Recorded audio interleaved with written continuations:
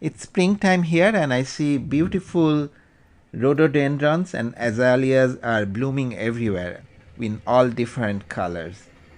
One question that comes to many people's mind is how to distinguish between rhododendron and azalea. You can generally look at the plant and see that the rhododendron plants are much larger than the azaleas, but the real place to check is the flower. So the rhododendron flowers appear in a bunch and they look more like bell shaped, whereas the azalea flowers are separated and have funnel shape. If you look inside the flower, you will find that rhododendrons have 10 stamens, whereas the azaleas have about 5. These stamens are these narrow pin like parts coming out of the flower.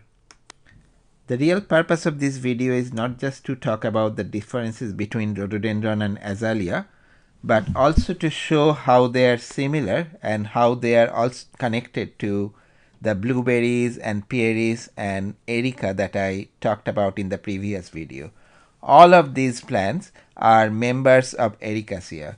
The rhododendrons and azaleas do not have the exact bell-shaped flower that you saw in the previous video for blueberry and pearies and erica, but these are also part of the Ericaceae family.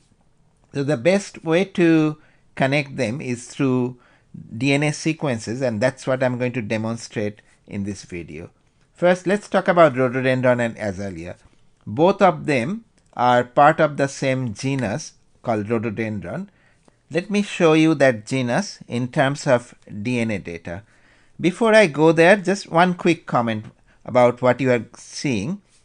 All these plants have chloroplast, and this chloroplast is an ancient bacteria that got trapped many millions of years back inside the plant cells. Actually, these are not even plant cells, these are precursors to the plant cells where the bacteria got trapped. So chloroplast has its own chromosome and it looks like the bacterial chromosome. If you look at the nuclear chromosomes of all these plants and animals, they are linear, whereas the bacterial chromosomes are circular. So what we find with the chloroplast chromosome is they are also circular. They live inside the chloroplast cell. They are not in the nucleus.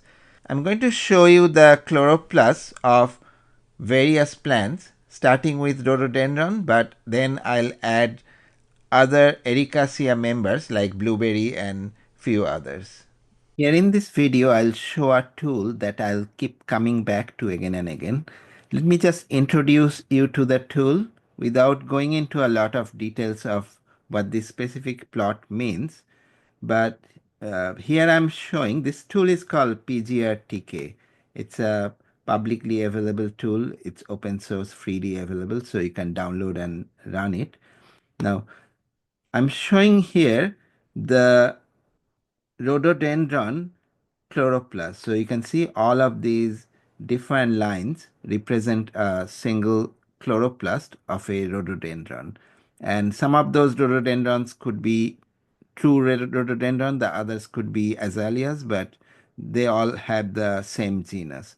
And you can see from the picture that these images, each of these lines, they have a lot of similarities. For example, this software allows me to click a portion. So if I click this blue, you can see that the same blue sequence is present everywhere. If you have a bar of a color, that means it's a conserved sequence that's present in all of these nucleotides, all of these chloroplasts. Each line here represents a chloroplast from a single rhododendron. And what this software does is it takes all those DNA sequences, compares them, and then finds the matched pattern. So for example, here it says that this particular purple bar or the sequence therein matches all these different chloroplasts. So for example, for this chloroplast, it matches here too. Now you see that there are two bars. When I click on this purple, I see one bar pointing to the left, another to the right. And that's because this portion is an inverted repeat, which means the same sequence repeats twice, and in one time in one strand and in another time in another strand. These are DNA technical language, so you should know that DNA sequence has double strands. They are just complementary. So in one strand you have A, then the other strand will have T, and like that. So here it shows that the same sequence is present on one strand pointing to the left, the other strand, the reverse complement pointing to the right.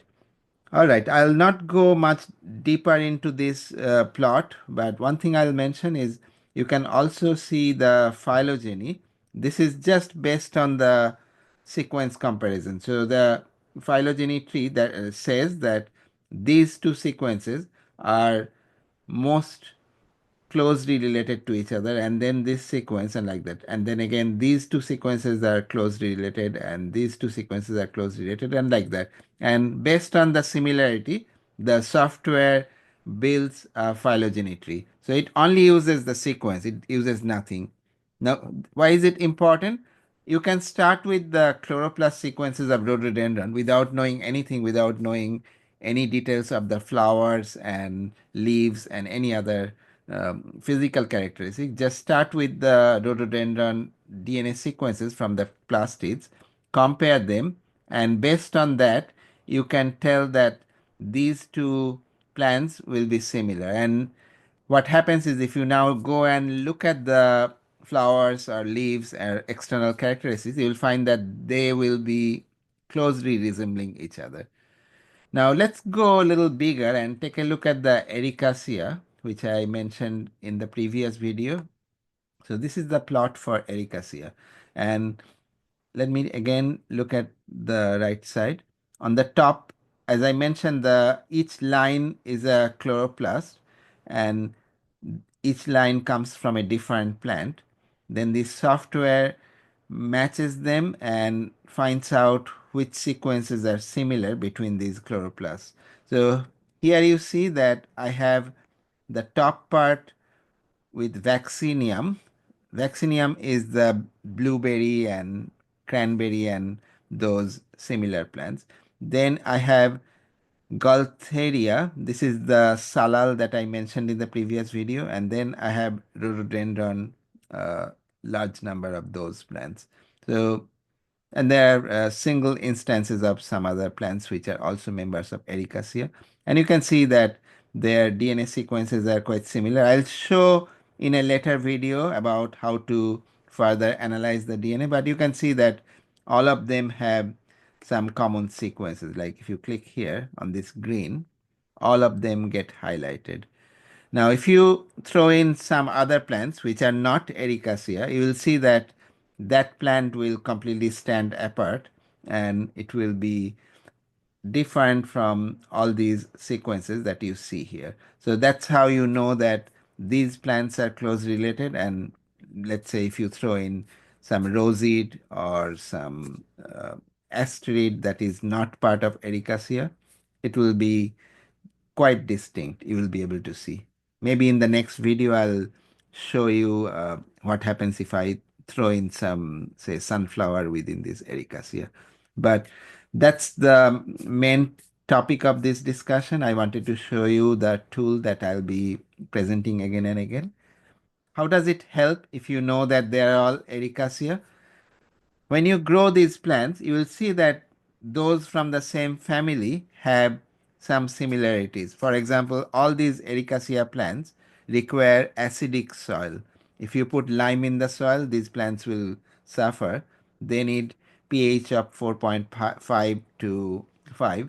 So all of these plants have the same requirement for acidic soil.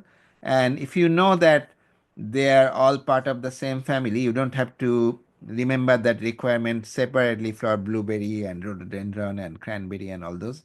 You just know that they're all Ericaceae. All right, I'll stop here on this video and I'll see you in the next.